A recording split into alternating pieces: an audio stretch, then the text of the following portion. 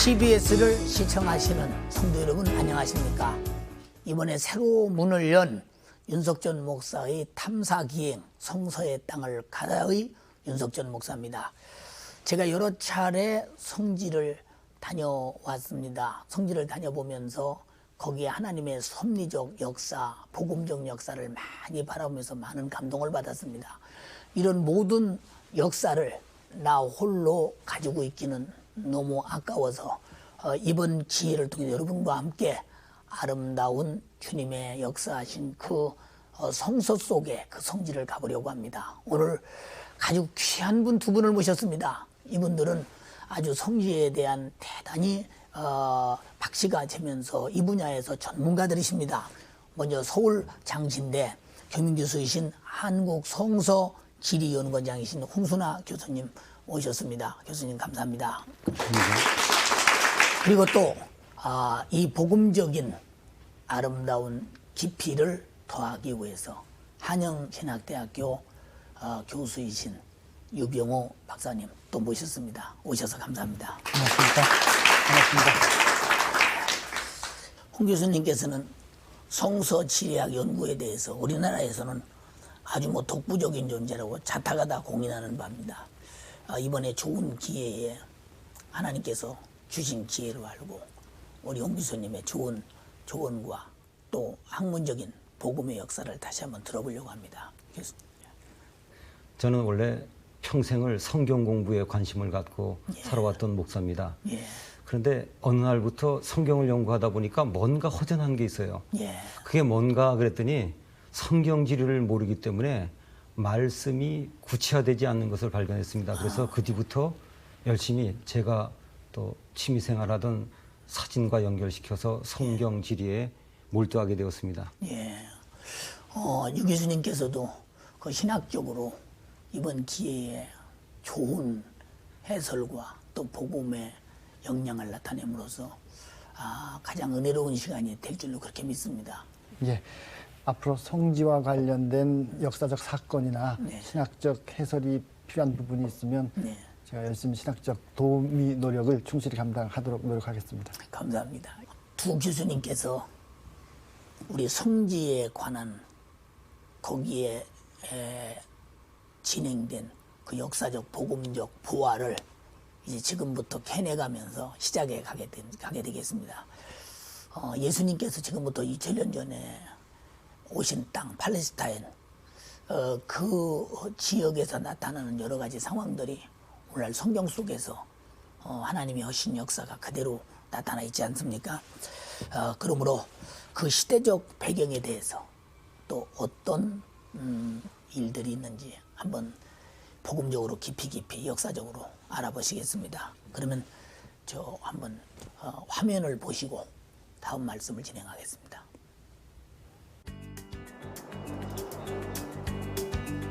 (2000년) 전 예수께서 남기신 말씀의 흔적을 따라가 보는 해외 여정길에 윤석전 목사와 임동진 장로가 함께했다. 이스라엘은 물론 그리스, 이집트에 이르는 긴 여정, 그리고 그 길에서 마주칠 성서의 땅들. 이 가슴 벅찬 여행의 첫 도착지는 이스라엘 가버나움의 유대 회당이었다. 예수님의 3년 공생의 활동의 중심지이며 기적의 터였던 가버나움 회당. 4세기 무렵에 지어진 이곳은 18차례 발굴 과정을 거쳐 지금의 모습이 되었다. 현재는 그 터만이 예수님 당시 것으로 추정되며 석회서 2층으로 남아있는 주변의 구조물들은 4, 5세기 때 지어진 것이다.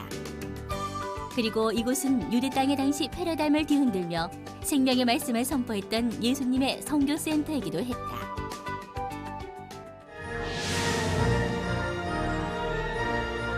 예수께서 온 갈릴리에 두루 다니사 저희 회당에서 가르치시며 천국 복음을 전파하시며 백성 중에 모든 병과 모든 악한 것을 고치시니.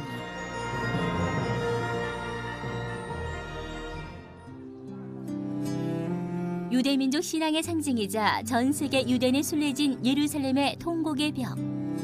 이 수많은 참배객대 속엔 특별한 복장의 사람들이 자주 보인다. 바로 2000년 전 회당을 주도하던 바리새인들의 전통을 전수받은 사람들이다. 섭씨 35도 이상의 폭염 속에서도 검은 모자와 양복을 입은 정통파로부터 그들보다 유연한 보수파까지 현재 바리새인들의 종교는 다양하다. 그리고 이들의 공통점은 종교 지도자로서 주민들에게 여전히 큰 영향력을 미치고 있다는 것이다. 2000년 전에도 회당의 중심 세력이던 바리새인들은 일반 백성들의 존경을 받던 랍비들이었다. 하지만 열렬한 유대교 신봉자들이었던 탓에 모세 율법 준수를 지나치게 강조함으로써 백성들의 삶을 공경에 빠뜨렸다. 이 때문에 하나님의 새로운 말씀을 선포하시던 예수님과도 잦은 마찰을 빚었는데 이 모든 역사의 현장이 바로 가버나움 회당인 것이다. 그 시대의 회당들을 보면 여러 군데 있지 않습니까?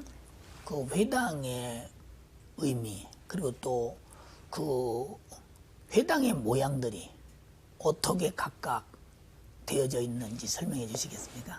예. 대개 이제 회당의 모습들을 보면 세 가지로 나눕니다. 예. 이른바 그 바실리카 모양이라고 하는 그 초기 때 회당들이 있고요. 예. 그다음에 가정집 넓은 것처럼 그렇게 지어진 게 있고요. 예. 그다음 동쪽이 이렇게 반원형으로 되어진 그러한 모양, 예. 그 세 가지가 있는데 조금 전에 보신 그 가버나움 회당은 예. 초기 때의 회당 모습, 예. 그리고 이른바 바실리카라고 하는 모양의 전형적인 모습입니다. 예. 한 4세기 때 정도로 지어졌다고 보는데 가장 잘 보존된 회당으로 보여집니다. 예. 많은 분들이 가버나움에 있었던 회당이니까 예수님이 말씀을 전했던 그 회당 토 위에 지어져 있는 거 아닌가 그런 희망을 갖고 있는데 예. 그 아직까지 고고학적으로는 그렇다고 하는 확정은 없지만 어쨌건 한 3, 4기 때 정도의 그 예수님 이후에 회당의 모습이 잘 보존되어 있어서 예. 가버나움 회당은 의미가 큽니다. 예. 그 회당에 가보니까요, 절대 촬영이 금지되어 있거든요. 그런데 어떻게 그런 장면을 뭐 촬영할 수 있었을까요? 사실 회당 예배 때 촬영하는 것은 거의 불가능하고요. 예. 심지어 어떤 분은 볼펜을 가지고 들어갔다고 그것까지 막았다는 얘기도 있습니다. 그래서 그래도 요즘 유대인들이 어떻게 회당에서 신앙생활을 하나 보고 싶어가지고 네. 안식일 날 좀 들어가 봤습니다. 예. 들어가 봐가지고 그 올드 시티에 있는 예. 그 유서 깊은 회당 한 군데를 들어가가지고 예. 잠깐 허락을 받아가지고 이렇게 촬영을 해봤습니다. 좀 작은 규모의 그 회당인데 지금 예루살렘에 모이고 있는 회당 안의 모습입니다. 그리고 예배 드리는 것은 도저히 불가능해서 마침 몇 분이 성경 공부를 하길래 예.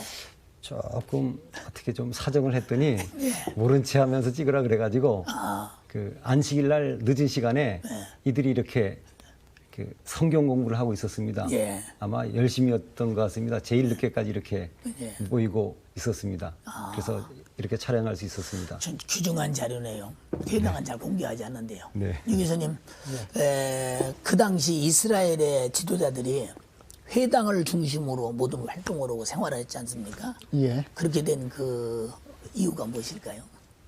예. 본래 이 회당이라고 하는 말은 그리스어에 있는 그 시나고게라고 하는 말로서 한데 모인다고 하는 뜻입니다. 예.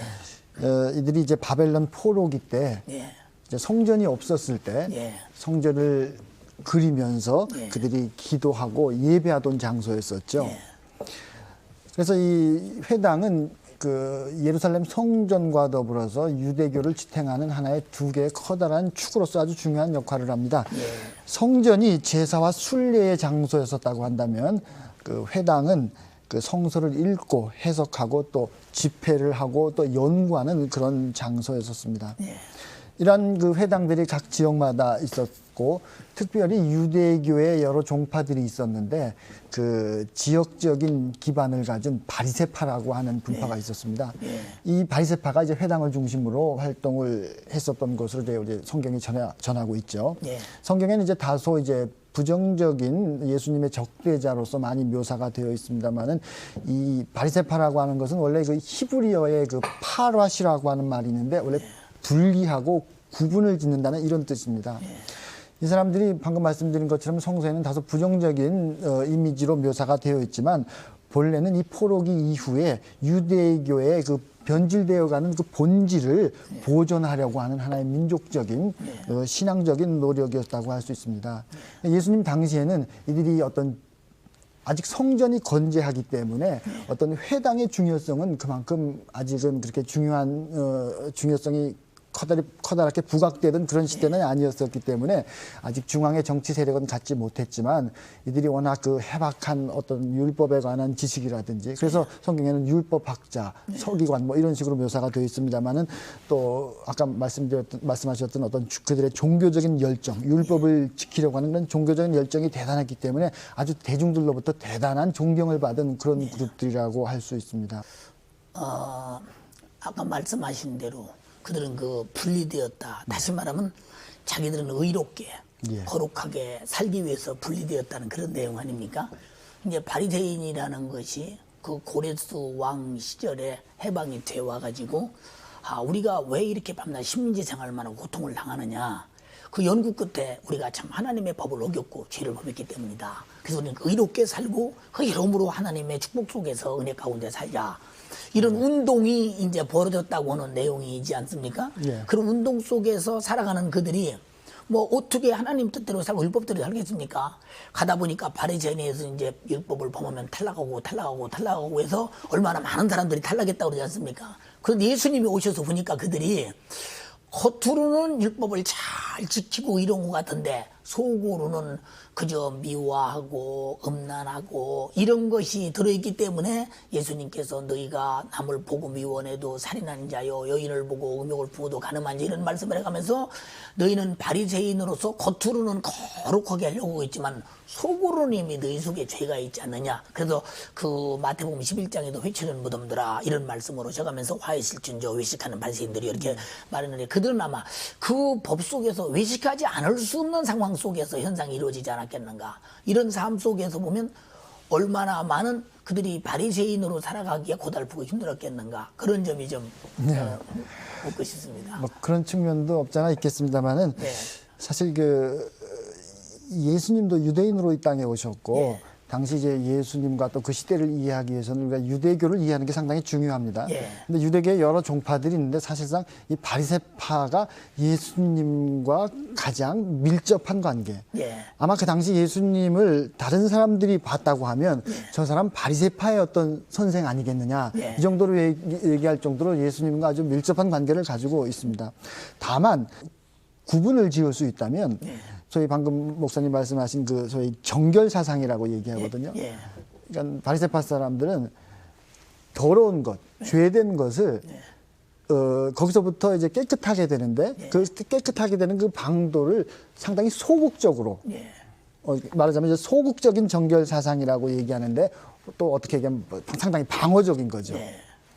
그런데 예수님은 오히려 더럽고 죄된 것을 피하시기보다는 그것을 더 공격적으로, 적극적으로 끼워안으셨단 말이에요. 그래서 마태의 집에서도 가서 그렇죠. 그런 거 너 죄인의 집에 가느냐 그런 책망도 받으시고. 근데 바리새인들의 이런 방어적인 또 소극적인 정결 사상이 당시 사회적으로는 상당히 이제 문제가 되었던 거예요. 왜냐하면 그 예를 들면 병을 지금 우리가 얘기를 할 수 있는데 질병의 고통, 사실 병든 것도 서럽고 고통스러운 거 아니에요? 그런데 바리새파 사람들은 병도 죄의 결과라고 해서 그 사람들을 죄인으로 매도한 겁니다. 가난하고 돈 없는 것도 지금 서러워 죽겠는데 그것도 죄의 결과라고 얘기를 하고 그런 사람들을 무시하고 이러다 보니까 이들의 소극적이고 이런 방어적인 정결 사상은 사회적으로 무수히 많은 죄인들을 양산하는 이러한 또 사회적인 역기능을 하게 또 되었죠. 그렇게 기다리던 메시아, 즉 구원주는 누구였는지 또 어떤 분인지요. 화면을 통해서 한번 보시겠습니다.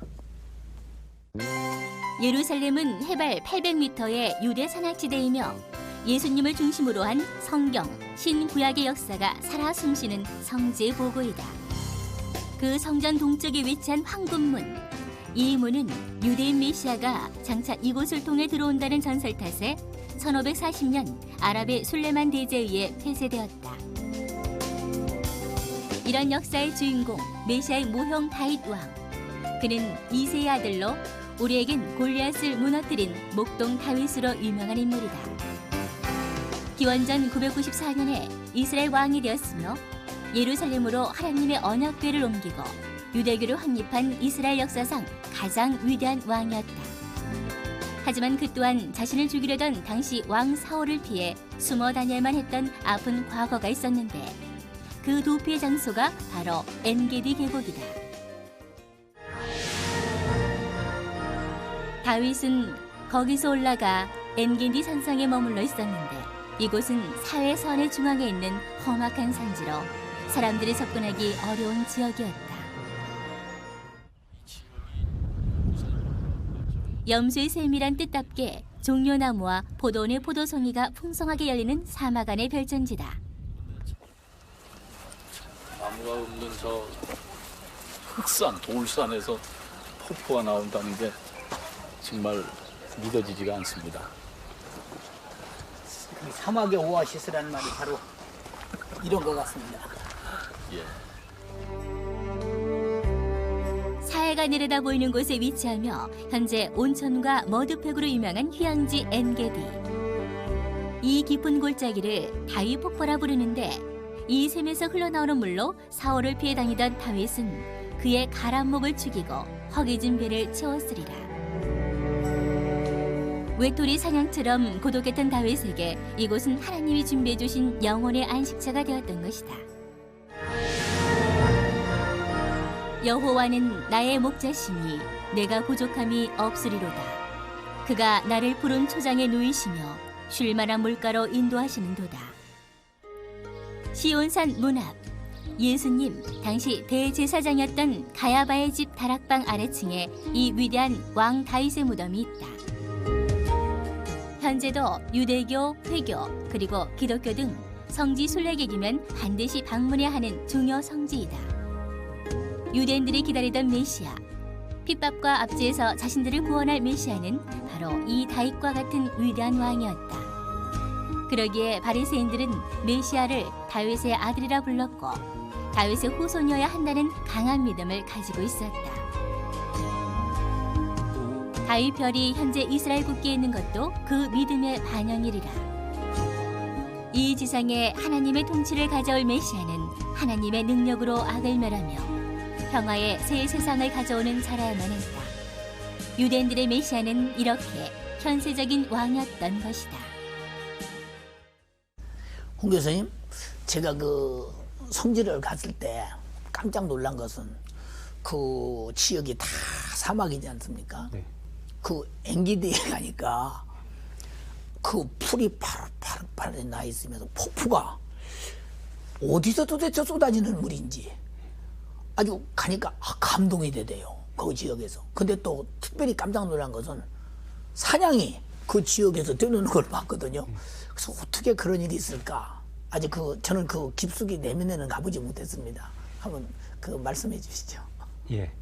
저도 사실은 엔게디 그러면은 네. 제일 먼저 떠오르는 것이 다윗이거든요. 예. 다윗이 그 엔게디에 가서 피난을 했다 그러는데 예.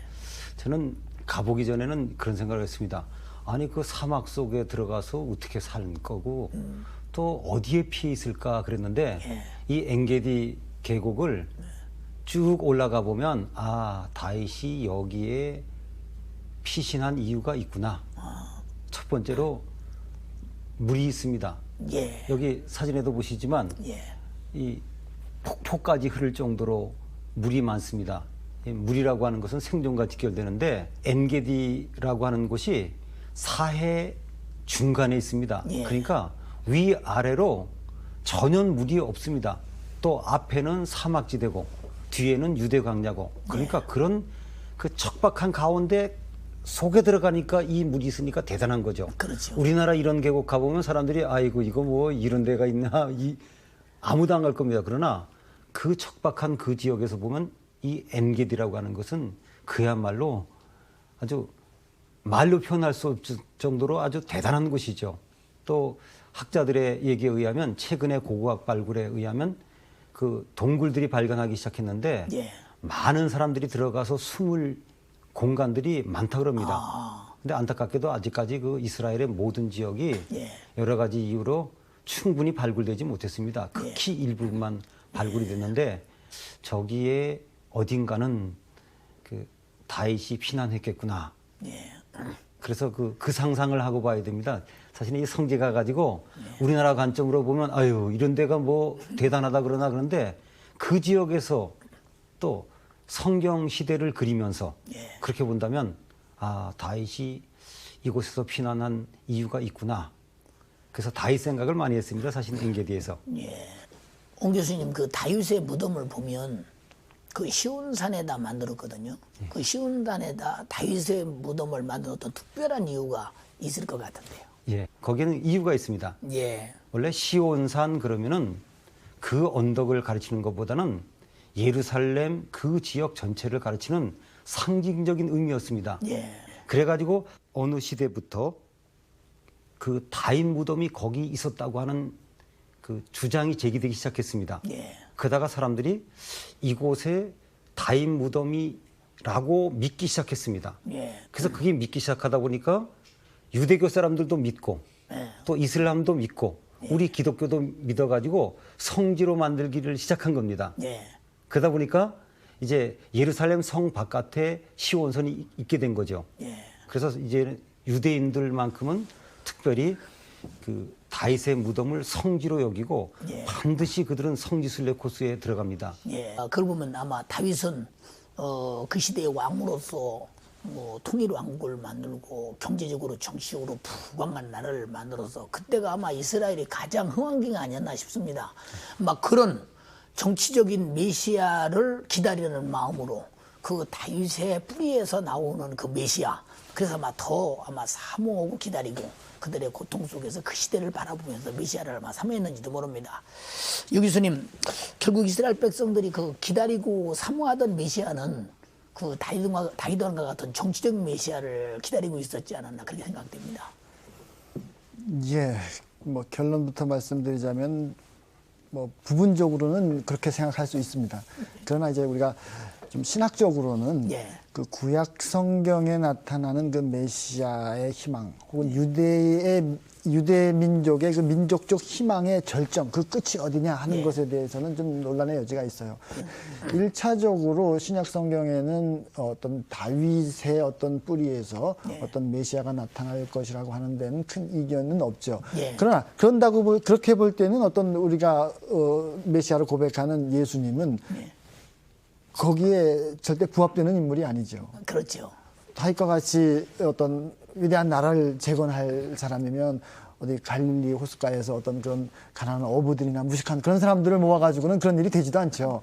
그런데 이제 이스라엘의 역사가 흘러오면서 그런 민족적인 희망이 사실은 여러 가지의 어떤 시련과 또 포로 기간들을 거치면서 정말 전혀 희망이 없는 제로 상태로 떨어지는 아주 그냥 가장 바닥까지 떨어지는 그런 상태를 거치면서 이 사람들이 어떤 그 정치적인 메시아 이상의 어떤 우주적인 종말을 기대하고 어떤 우주적인 지배, 메시아의 지배가 어떤 이제 단순히 다윗의 왕국의 재건 그리고 이 땅에만 국한된 것이 아니라 우주적인 지배자로서의 어떤 메시아로서 어떤 그 변형되는 그 과정과 또 어떤 그런 의미에서 어떤 예수님을 그런 메시아로 고백하는 어떤 무리들을 우리가 기독교인들이라고 하고 아직도 예수님을 그런 메시아로 고백하지 못하는 사람들은 유대인들로 남아있는 그런 어떤 현실이라고 볼 수 있겠죠. 지금도 유대인들은 그런 메시아를 기다리고 있죠. 그렇죠.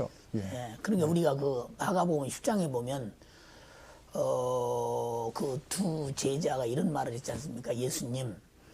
예수님께서 영광 중에 계실 때 하나는 오른편 하나는 왼편에 앉게 해주세요라고는 그런 말을 한 것을 보면 그 시대 제자들도 역시 아마 그 유대인들과 같은 그런 메시아를 집착하지 않았나 그렇게 싶습니다. 전 다는 아닐지라도 그것이 아마 부분적으로 당시 사람들이 어떤 다윗 계통의 어떤 메시아를 희망했던 하나의 전형적인 증거라고 볼 수 있겠죠.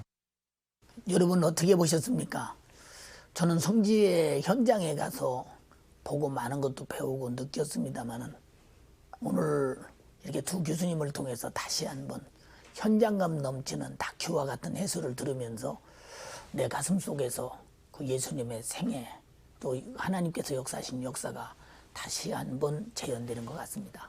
오늘 두 교수님 진심으로 감사합니다. 감사합니다. 감사합니다. 요 다음에는 이스라엘 백성들이 노마의 압제에서 어떠한 고통과 어려움을 겪으면서 무엇을 생각하면서 그들이 어떻게 살고 있는가를 다시 한번 교수님들을 모시고 현장감 넘치게 좋은 시간을 가지려고 합니다. 오늘 많은 분들이 함께 시청해 주셔서 대단히 감사합니다. 하나님의 은총이 함께하기를 진심으로 기원합니다. 고맙습니다.